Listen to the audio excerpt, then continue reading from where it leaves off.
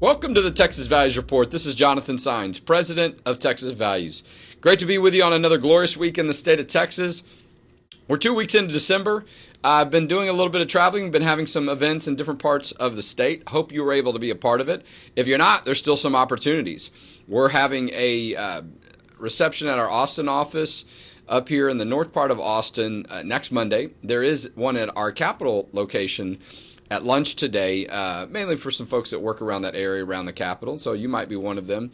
So stop by. I'm going to head down there in just a little bit. And then we're going to do something in San Antonio. What's the other city? Check our website, East Texas, Tyler. A lot of good stuff to catch up on our work. Also, celebrate Christmas a little bit and to see what we're going to do in the new year. A lot of important work that we're going to do. Speaking of Christmas, we got a great guest today on the Texas Values Report who is a dear friend of our organization. You may remember last year, the city of Taylor made it very clear that they were going to choose a certain view of a Christmas parade that they would want to have. This caused a lot of problems. There was a lot of media attention, and a lot of the Christians in the area felt like they were attacked, that their Christmas parade that had been around for decades was being attacked. And really, a lot of it had to do with some LGBT folks and drag queens that wanted to take over the Christmas parade and have that featured. A lot of people felt like there was no historical connection. There was nothing that connects drag queens to Christmas. And really, it was just a political effort in a way to draw attention to those folks. And again, for them to push their way into society, into these events, and suggest there's nothing wrong dancing around practically naked in front of kids. A lot of people disagree with that. So someone who took a stand on that is going to be our guest today on the Texas Values Report. Pastor Shane Allen is the pastor at Crossroads Assembly of God Church in Taylor, Texas. He's been there for quite a while, and he led the effort for the parade last year, which did move forward. And we'll talk about how things went this year. But that issue's not over. It's just another example of the war on Christmas. Pastor Shane Allen, welcome to the Texas Values Report. Thank you. Thank you, Jonathan. Well, it's good to see you this way. We see each other in person a lot. We've got to know each other a lot over the past year. You know, during Thanksgiving, I was reflecting on, I think that was the first time we had a conversation last Thanksgiving around that week, because I was hearing reports about what was happening in Taylor, Texas, that there historically had been a Christmas parade, but the drag queens were trying to take it over, or some LGBT folks trying to politicize this. And it seemed like the city wasn't real excited about how this might turn out, and really more a negative way towards the Christmas parade that you were involved in. And as a result of that, they had two parades. And it surely seemed to me like they were favoring the other one and not the one that you were involved in. But both parades went forward. Mm-hmm. But that was not the case this year. And I want to get into that in just a minute. But I want people to understand sort of the background on some of this. And so much of that is your role and other people's roles in the church community in that particular area of the city of Taylor. So tell us a little bit about your history and your work in ministry, and particularly as it pertains to the area of Taylor, Texas. Okay. Well, my wife and I moved here in 2007 to pastor our first church. We've been here ever since. Shortly after that, I got involved in the Ministerial Alliance. The Chamber of Commerce had been doing the parade for years. And then about a decade ago, maybe a little more, they didn't want to do it anymore. And they wanted, the city asked if the Ministerial Alliance would take it over. And so we did, sure. So we've been running the parade for the last, 10 plus years. The previous year, I guess it was 21, unbeknownst to us, one of the applications was a Taylor Pride float. Yeah. Well, Taylor is very proud of their ducks, Taylor ducks, duck pride, that sort of thing. So the ladies that were approving the applications just approved it, not thinking, pride as far as the LGBTQ movement. Well, it was that's exactly what it was. And they did have a couple of drag performers on the float. So to prevent that, in 2022, we changed the application that said, the floats have to adhere to biblical and traditional values. Yeah. Traditional. Well, in many ways, good faith sort of community standards, right? I mean, you see nudity and things that are sexual in nature. It doesn't seem to fit with a Christmas parade. Right, especially in Taylor, Texas. This is not San Francisco.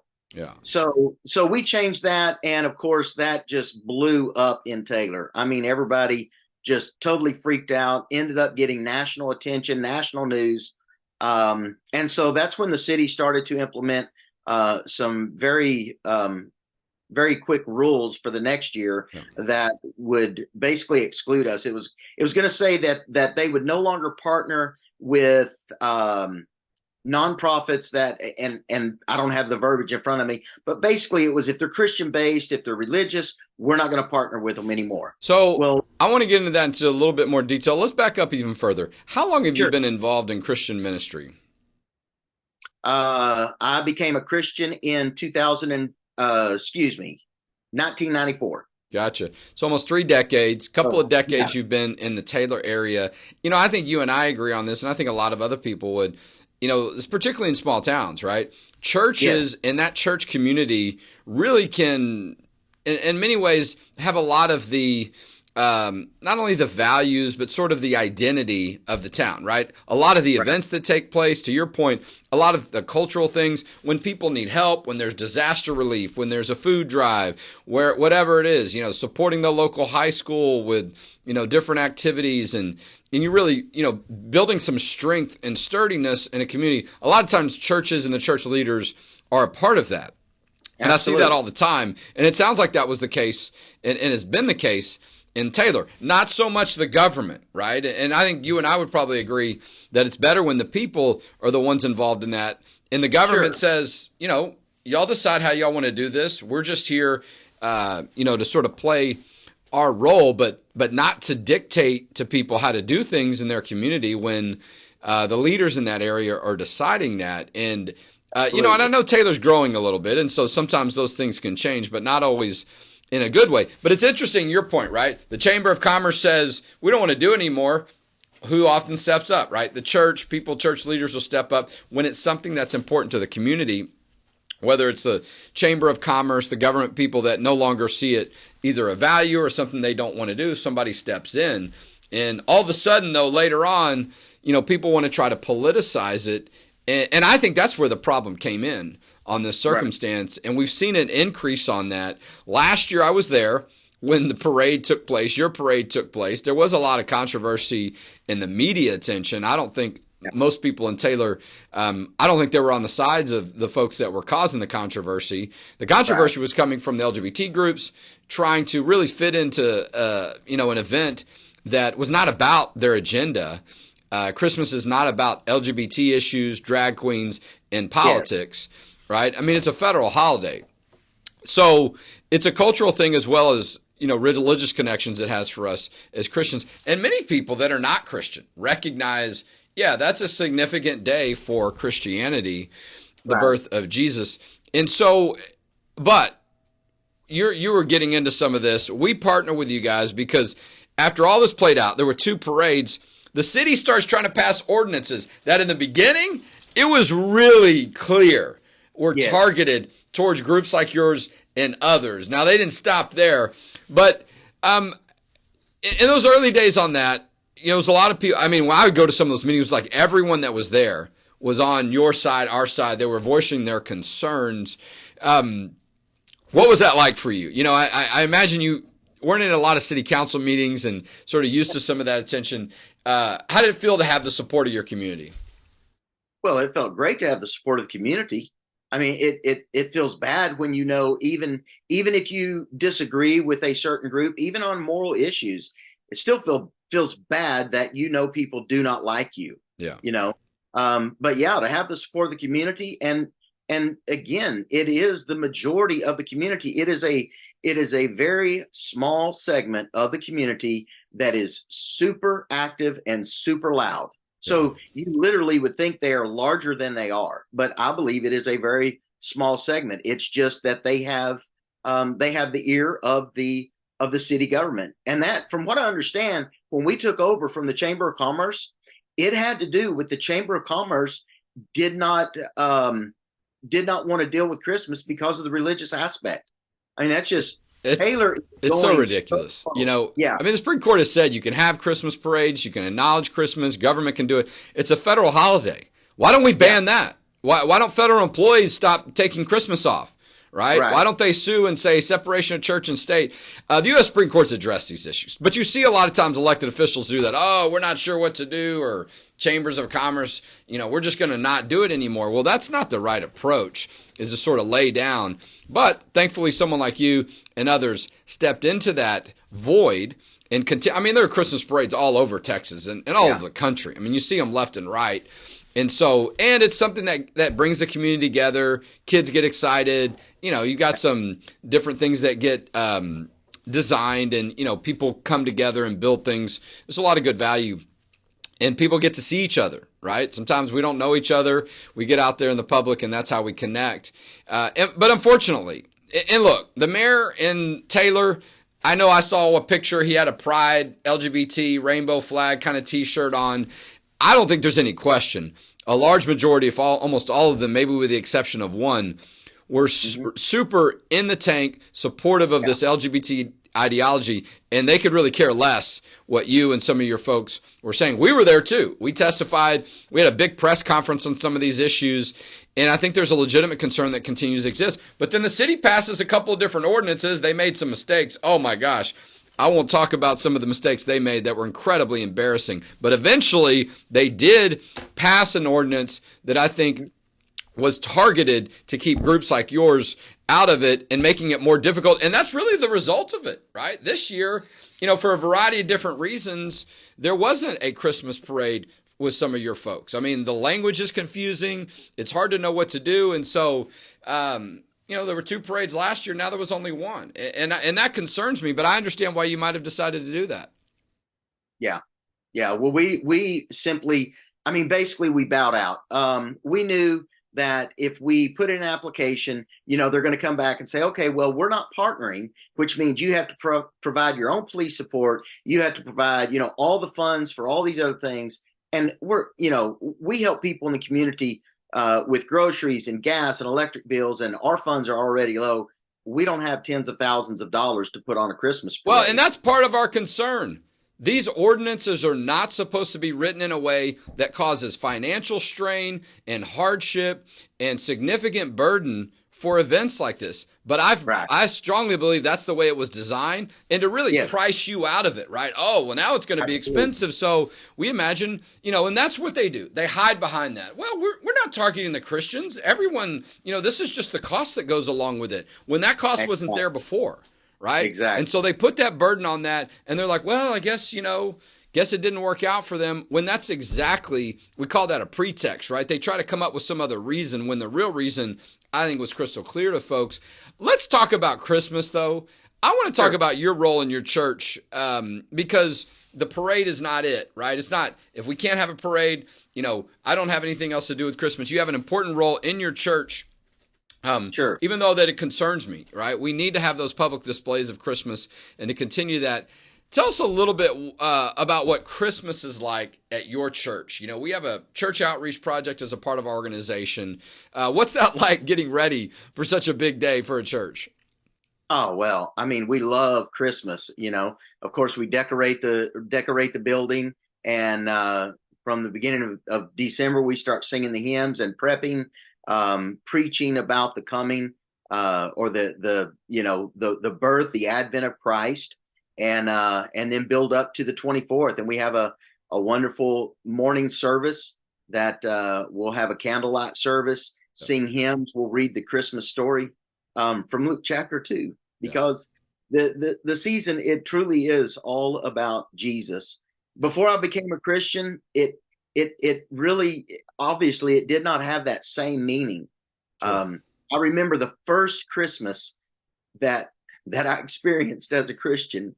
And it was, it was like my eyes were open. Wow. Literally, the Bible says all things are new when you're in Christ. Behold, all things become new. You become a new person. And I remember experiencing that for the first time. And every Christmas, it's like I relived that same experience, that first Christmas. And so You're like a kid at Christmas. Absolutely. The scales fall off. And it's interesting too.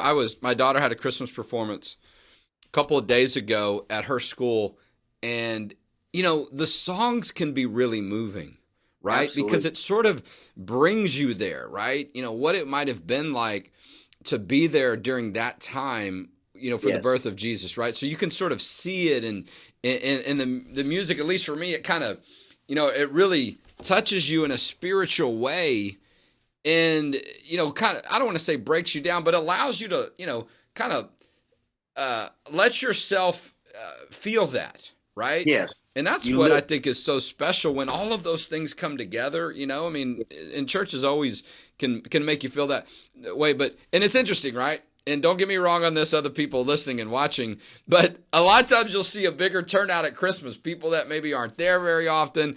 I know in my family, my dad only went to church on Christmas and Easter. My mom and my sisters and I, we went regularly, but a lot of times that was the only time my dad went, right? And so you'll see that, like, more people there, but a great opportunity, right? Absolutely. Maybe the case for you and many others, right?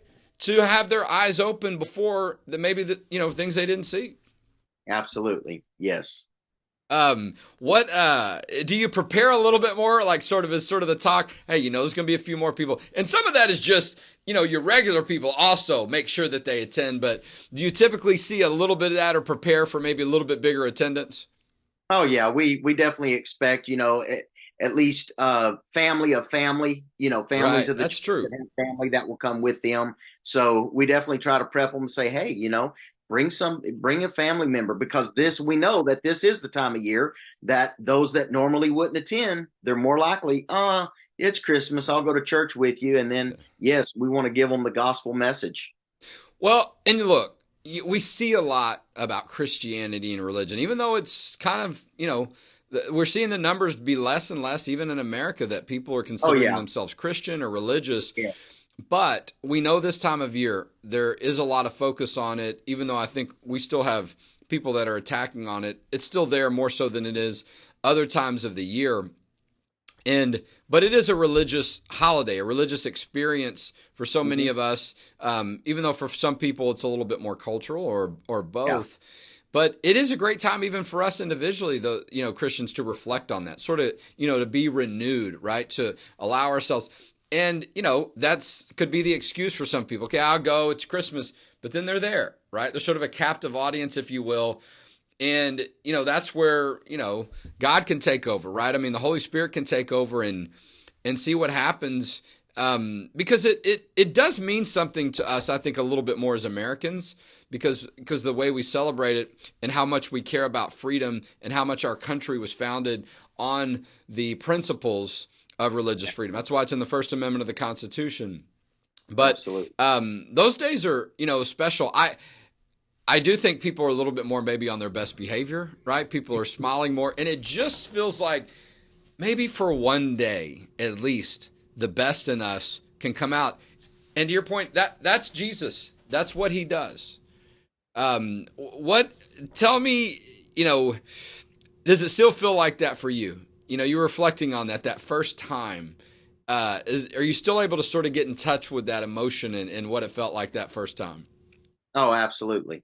Absolutely. Like I said, I mean, the build up, I would start singing Christmas songs in November. I've joked with my wife and said, the songs are so deep and so theological, the classicals, that I said we should sing them in July, because they're so rich in theology. They are. And they teach theology through the words of the song. So absolutely love Christmas. Well, you'd get along with my daughter very well. She's been singing Christmas songs since like October. Okay. She's like really loves all that stuff. And, when I got to watch her sing it, it was emotional for me, because to see young people too start to embrace that more and for it to become more real to them and for them to understand it.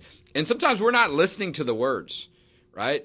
But other times when we can actually hear them, I agree with you. There is so much theology, history in there when you see how specifically those words were chosen and how they connect. I don't know if it's true. Some people say that, when you sing religious songs that it's like praying twice, and I sing a lot. And so, but it sometimes opens that up for me. Sometimes people like quiet, right? I'm sort of the opposite.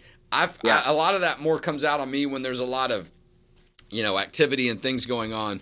Well, listen, I'm encouraged that you continue to see the value of your role in the community in Taylor.